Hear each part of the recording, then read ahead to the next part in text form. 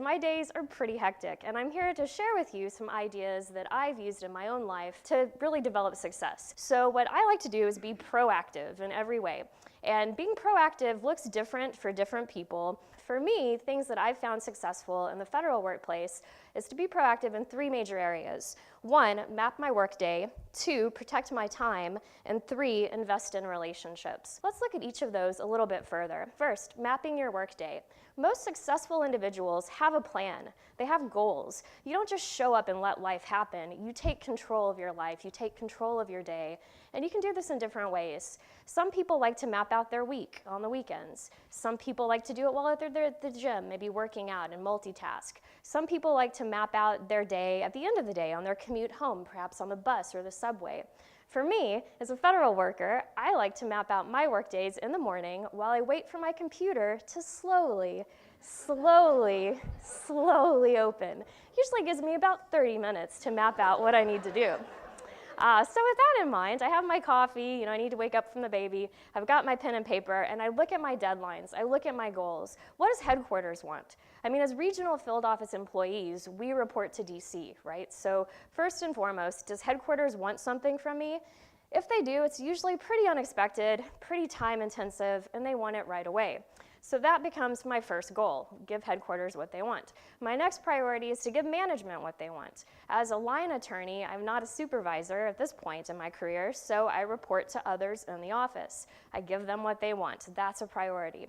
Then after that, I look at more routine tasks, such as checking email, going to regular office meetings, answering phone calls, re-upping my office supplies. Anything that's small and doesn't have a hard and set deadline or a person that I have to report to kind of falls to the bottom of my priorities in my map. So once I have my idea of my priorities, I look at the time I have to work with, and I try to allocate accordingly. If I have 2 or 3 major projects, those get the major time, and then things like email and other things, they have to wait. They get smaller amounts of time.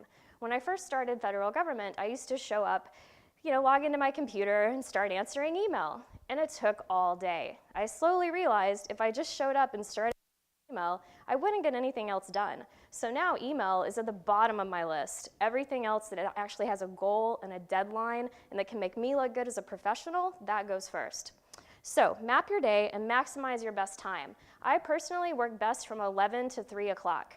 I've had my coffee, I'm a little bit awake, I've gotten used to being away from the baby, I've had some food, I'm active, I'm engaged. And so things that require a lot of thought, a lot of critical thinking, maybe some new information, a lot of research, I do those things between 11 to 3. If somebody asks me to do a 2-hour meeting between 11 to 3 for a holiday party, nope, I'm not going, because 11 to 3 is my time to focus on my most critical assignments. With that in mind, the next thing we can talk about is protecting your time. Time is an asset. Time is a commodity. And as we all know, in federal government, we are constantly asked to do more with less. Time is something that we can make and keep for ourselves, and we have to be very smart about how we use it. So with that in mind, after you've mapped out your day, and you have your plan, you have your goals, be really wise with what you do with your time. That's your resource that you can share or you can keep. You don't have to answer a reply with every single meeting invite with a yes. Some meeting invites you can decline. Others, as I said earlier, if they're in your peak work hours, you can propose a new time. Or, here's an idea, instead of accepting a blanket 1-hour Outlook meeting invite, give a shorter reply. Say, yeah, I'll be there for 30 minutes. I only have 30 minutes to devote to this today. Some really high-level tech officials will respond back to all blanket meeting invites with random times and shorter time frames. So instead of accepting a 10 to 11 meeting invite, they'll respond back with a tentative acceptance and say, let's meet from 9:15 to 9:30 instead. That way people are focused when they come to the meeting, they're not wasting time, and you gain back an extra 30 minutes in your day. This can all add up. If you take back 30 minutes a day, 5 days a week, well, you're looking at an extra 2 hours.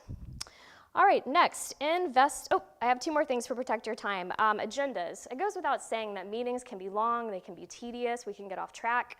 Make sure you have an agenda for every single meeting that you host. I like to have a takeaway at the bottom of agendas, so that way there's no confusion. People know Susie's doing this, Mark's doing that, Claudette's doing this. We don't have to meet again to talk about who's doing what. We don't have to send 5 emails to talk about who's doing what. It's right there on your agenda. I'll even send a follow-up email sometimes with my copy of the agenda, so it's extra clear and everyone has that document. Next, walk-ins. If your office is like mine, we have stakeholders who come in and ask questions, often legal questions. We have some frequent flyers who just really like to come in and talk to us. And that's great. That's really important. As people who are federally funded with tax dollars, we owe it to people to talk to them and to listen to them, and everyone deserves an audience. That being said, if you're really busy and have lots and lots to do, you can't be an audience for 8 hours a day. So what I like to do is be really upfront with people when they walk in with how much time I have for them for their meeting. That way they know to ask their critical questions first, and they can engage in some of their own time management. So for example, if a gentleman walks in who comes in regularly and has lots of questions, and I have several things that afternoon, I'll let him know, I have 10 minutes to meet with you this morning. Let's talk about your most important issues, and then if there's anything else you have left over, I'll give you some resources or some materials on our website. That way he is being listened to, his questions are being addressed, he gets other resources, but I can still protect my time to get the rest of my work done. Finally, invest in relationships. This is so important. When I first started my career, I taught in France. I taught outside of Paris, France, and culturally, the French are very socialist, which is quite different to us, but they really look at the group and they look at working together as a huge function. They take these big ski trips together, and they're kind of like a family unit in their offices. And each French office starts their day with kind of an unofficial but required 30-minute meet and greet, where people just walk around and drink their coffee and shake hands and say hello to everyone. That drove my American expat friends crazy. It drove them crazy because, Americans are linear people. We have shit to do. We want to get it done. And we want to go home and be done, We don't want to sit around and talk about coffee for 30 minutes. But it was funny. The more I watched this practice, the more I realized how genius it is, because French people are really cohesive, and they genuinely kind of like the people in their office, and they get a lot of stuff done because of that. Millennials and Gen X and Gen Y people are often criticized for relying too heavily on technology and not doing enough face-to-face, not doing enough meet and greet.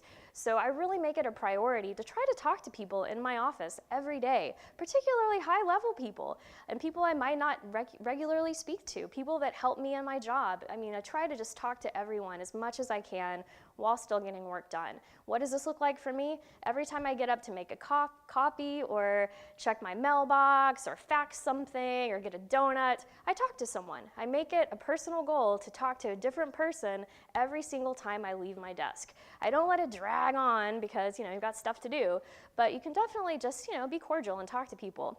Also, another thing I find really useful is before you start really heavy work conversations, try to start with a little small talk. You might have a little bit of fun. You're at work, but we can still have fun. You might enjoy the people you work with, and then you can delve into meatier topics, substantive issues, and maybe get a lot more done that way and build some good relations.